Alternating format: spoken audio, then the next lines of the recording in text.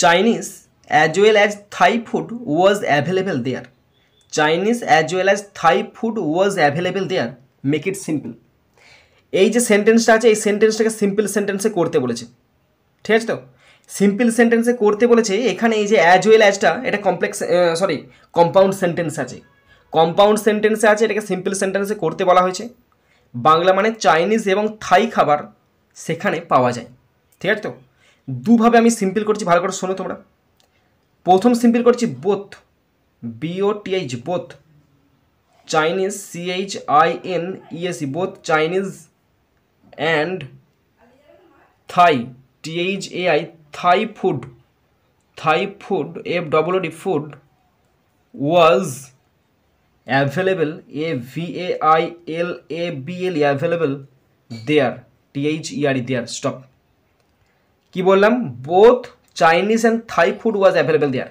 এখন তোমার মনে হতে পারে দাদা তুমি তো আবার সেই কম্পাউন্ড সেন্টেন্সই করে দিলে। না, এই যে পুরোটা both Chinese and Thai food, এই পুরোটা হচ্ছে একটা সাবজেক্ট। এই পুরোটা সাবজেক্ট, আর সাবজেক্টে সিঙ্গুলার আছে বলেই তো সিঙ্গুলার ভার্ব ব্যবহৃত হয়েছে। যদি এইটা যদি দুটো যদি আলাদা আলাদা সাবজেক্ট হতো তাহলে এখানে নিশ্চয়ই ওয়ার হতো। এই বোথ আর অ্যান্ড যোগ করা মানেই যে সেটা কম্পাউন্ড সেন্টেন্স হয়ে যায়, মোটেই না। বোথ আর অ্যান্ড মানে হচ্ছে সিম্পল সেন্টেন্স, তাই আমি সেটাই লিখেছি, both Chinese and Thai food was available there. তোমরা অবশ্যই বলবে আমাকে কমেন্ট বক্সে কমেন্ট করে। এই একটা দেখালাম, আর একটা সিম্পল দেখাচ্ছি, ভালো করে দেখো।